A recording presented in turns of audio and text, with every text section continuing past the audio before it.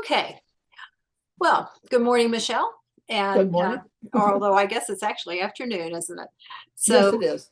um, just for anybody else who might watch the Zoom recording one day, I'm Robin Meyer, and I'm the chair of the publicity committee for the East Cobb Quilters Guild. And today I'm going to talk with Michele Bautsch, a longtime member of the Guild, and find out a little bit more about her quilting practices, some of the things she likes to make, and some projects that she's working on, and some things about the Guild too.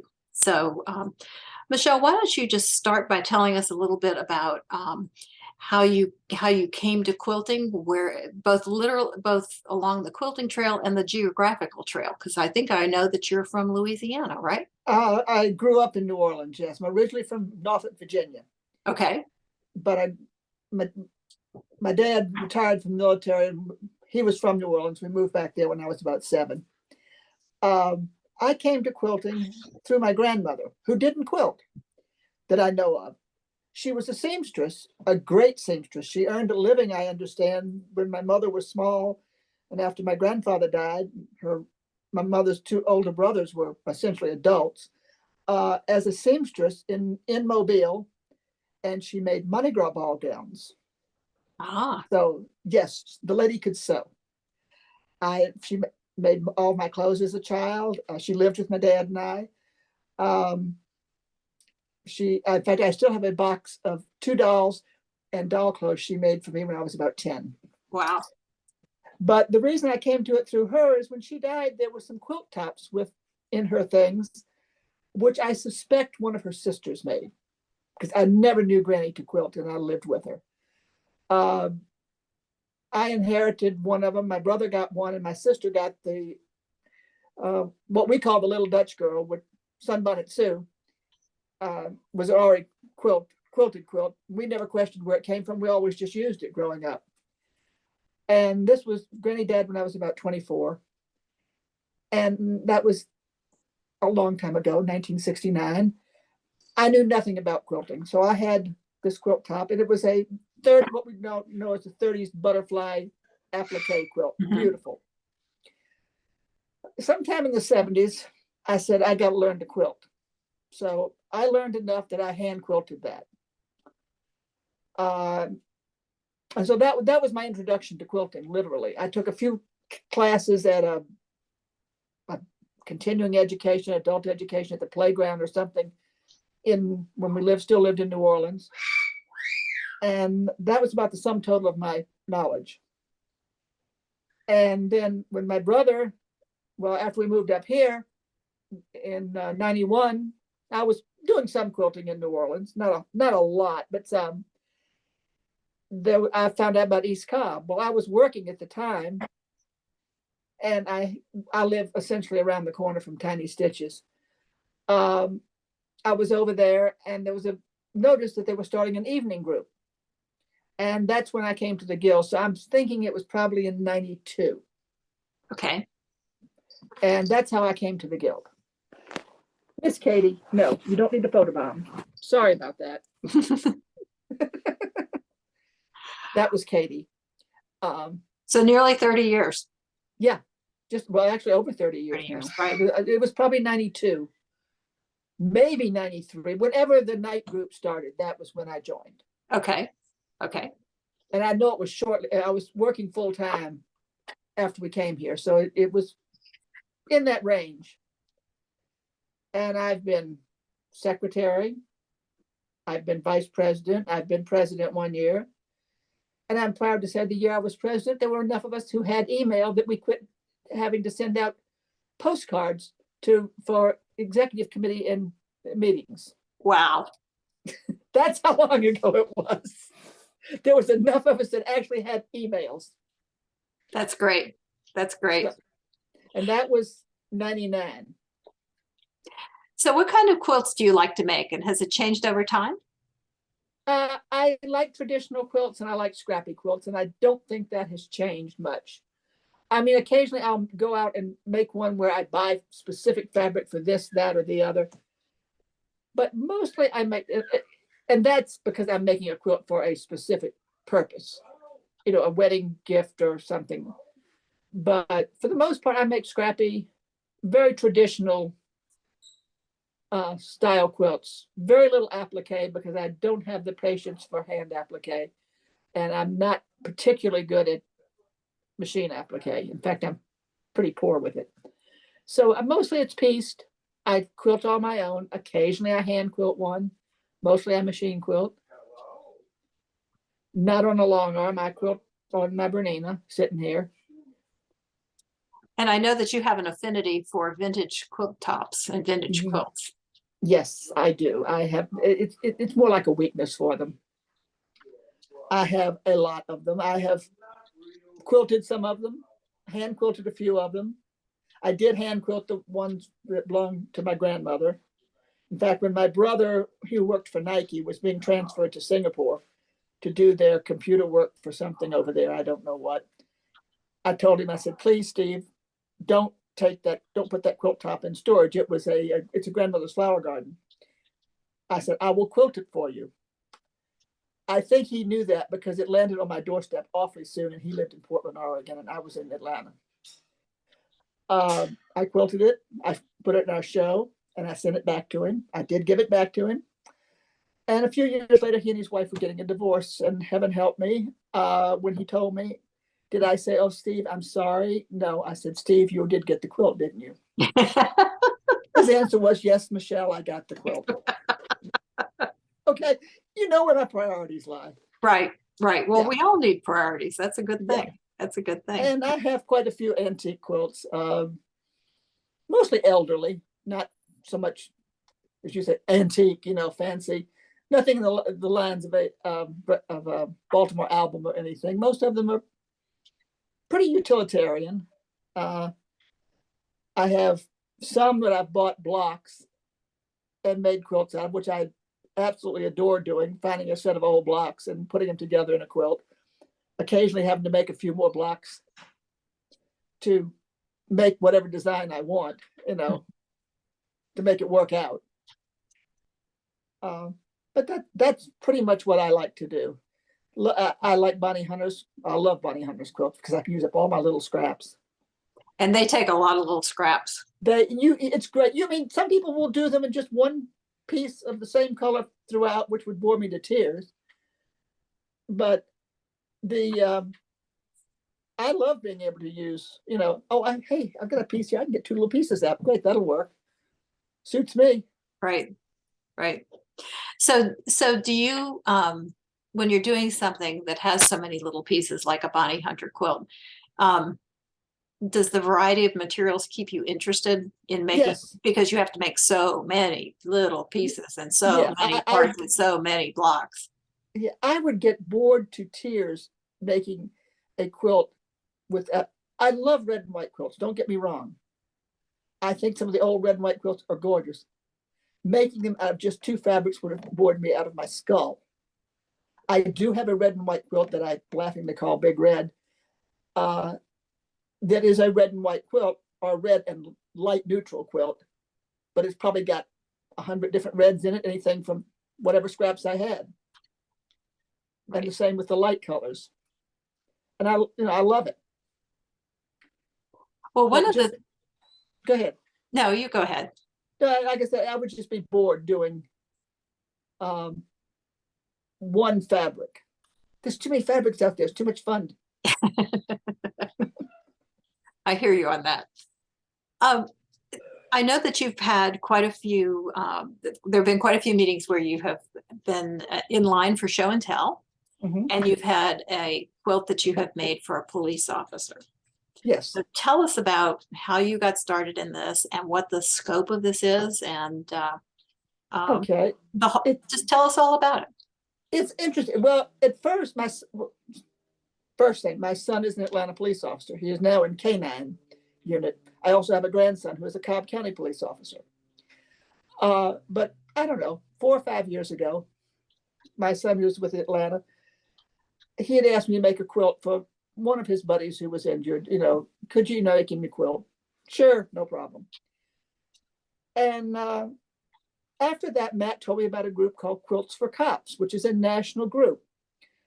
He'd somehow stumbled on it. I don't know how. And they make quilts for all first responders injured in the line of duty. There are volunteers all over the country who make quilts. And I got interested in it, and I kind of took over the Atlanta area to do for injured, just police. They will mail quilts to other officers. I can't do fire and EMS and all. And there's another lady now down in Henry County, I think she is. She's kind of doing everything on the south side. So between us, we take care of all the local police officers who've been injured, line of duty injuries. I delivered a couple. Well, my son delivered a couple last week or two for me. And it just, I guess because I have a son and a grandson who are police officers, that it's, I feel it's something I can do. Right. And you'd be amazed at the thank you notes that come back and the pictures of the officers with the quilts. They have well, they're on Instagram, which I don't do, but they're on Facebook too, Quilts for Cops. And they'll post, when they have, of course, with permission of the officer, they'll post a picture that the officer has provided with the quilt or the thank you notes they've sent. And it's really, you feel really good. I've had the privilege of delivering some of them in person.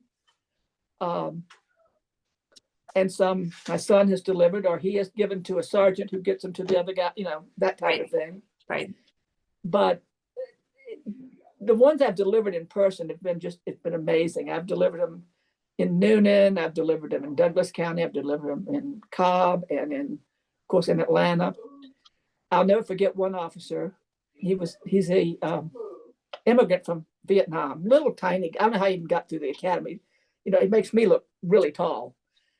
And but he had been injured, and the chaplains and his unit and all were all going out to it. He was still at home, recovering, to deliver all kinds of things. They said, "Please come and deliver the quilt." Okay, so I'm kind of hanging back, and I deliver it to him. And the first thing he tells me, "Can I give you a big hug?" And that was the best day of my life I'd had in a long time. He was, I just felt like it's something I can do. Right. Right. And these are full size quilts. Not they want about 60 by 84 minimum. They don't want frilly or flowery, because the vast majority go to men, obviously, although some do go to women. But the vast majority go to men. So I kind of stick to, when I'm picking fabrics, unless I'm gonna cut it really small, I don't pick flowers or something like that to go in it. So how do you pick the patterns? Whatever strikes my fancy. One I'm working on right now, I'll show you a picture of. You probably know it. It's the 4-patch snowball. Or Oh, yes. Snowball. Mm-hmm. This is one, actually, this picture is one that was delivered a couple of weeks ago to an Atlanta officer, Golden. He was injured. He was chasing a guy who'd been beating up somebody, and he was chasing him. He ended up in the middle of the road. Several cars stopped. Drunk driver hit them both. He ended up in Grady. Oh. And my son took it up to Grady for him. And I have a picture of him with the quilt at Grady. That's the one taken at my house. And right now I'm making another one, the same pattern, just because it's a good way to use up a lot of small scraps. Right. So I'm making another one of those right now. Because tomorrow the next Clue and Bonnie Hunter quilt comes out. So I'm caught up tomorrow. So I'm working on this afternoon, and then I'll work on it. Yeah, I work over at Tiny Stitches, very part-time. And Betha, we're closed New Year's Day, but she suggested if the employees wanted to, we could have the classroom for the day to sew for New Year's Day.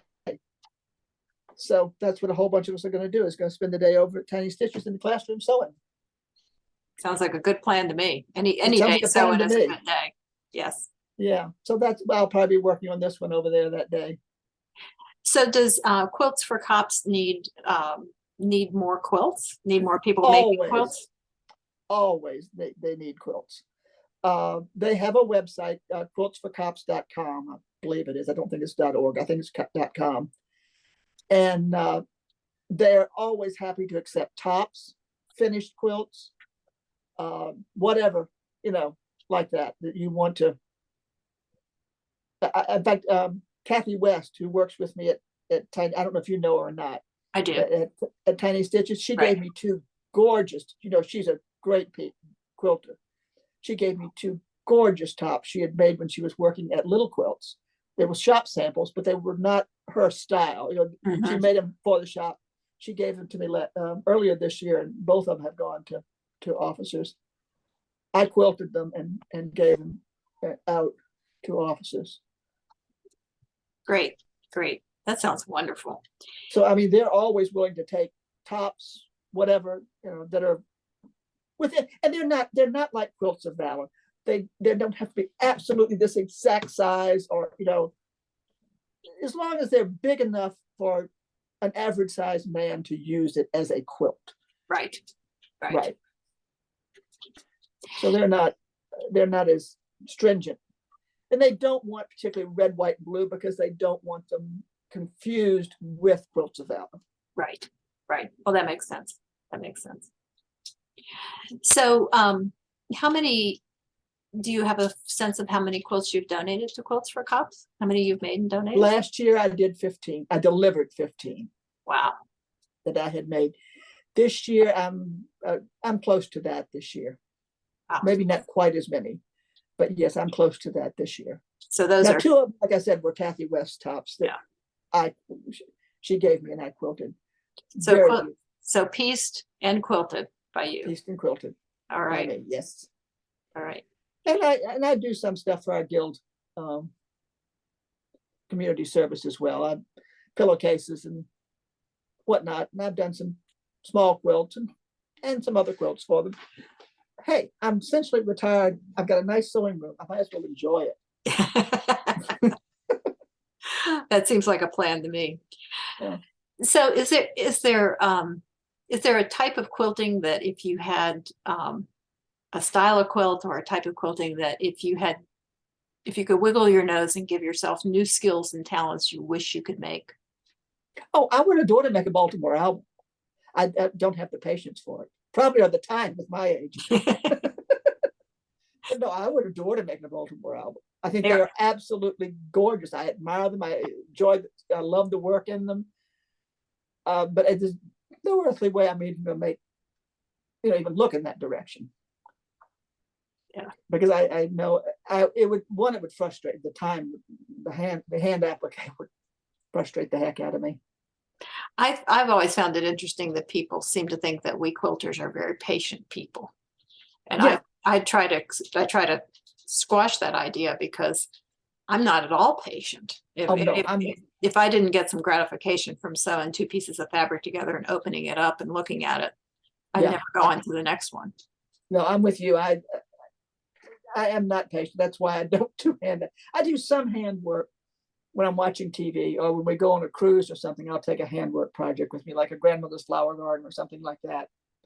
Just, on sea days, to sit out on deck or up in Crow's Nest or whatever and enjoy, just relax. Mm-hmm. But other than, I'm with you. I'm not a patient person. Yeah. Good. There were times it's always good to have company. Yeah, there's a time I just pick up and throw it across the room. No, it doesn't work. Right. So, what benefits of the guild do you find that you enjoy most? I think having an outlet, especially before I discovered Quilts for Cops, to enjoy making quilts and essentially get rid of them, if you'll pardon the expression. I can give them away with a good heart, and like ones we do for the foster kids and stuff, and the placemats and all. It's always, I felt like I want a quilt, but there's more quilts in this house than there should be, and nobody else in the family wants any more at this point. They all have ample. So it kind of on a selfish note, I guess, because it gave me an outlet. Oh, I can sit in there and sew and have a good time, and I can give it away, and I feel good about myself. Right. Yes, I understand that. I really do. Yeah, it's like, because when you have no outlet, you love to make quilts, but you don't have an outlet for them, for lack of a better word. Yes. You know, you Yes. can't set them loose. They just pile up. Right. Well, I always say they're like puppies. You can't keep them all. Yeah, exactly. Yeah. Exactly. And I think Quilts for Cops does that for me, because I can sit and make a quilt and enjoy the process, and then I know it goes to someone who can use it. I gave one to I told you my grandson is with Cobb, and one of his friends from the academy was injured, and he asked me if I had a quilt. Well, I had, at the point he asked me, it was via email, and I was on a cruise ship somewhere near Hawaii. And I said, Mikey, I don't have a Quilts for Cops one made up, but I have this other one that was actually it was Bonnie Hunter's last year's quilt. Yeah, I had fun making it. I changed the colors. And I wasn't that wild about it. I was going for Christmas, and it didn't quite make Christmas. You know how that goes? Yes. And I said, Mikey, if you think he'd like this one. Oh, yeah. Well, it was great, because I heard from him. He and his kid, it had Christmas fabric on the back and stuff. Apparently, he and his kids and his wife just absolutely love it. I'm thrilled. It's out of my house, and someone is enjoying it. Yes. It's a good feeling, isn't it?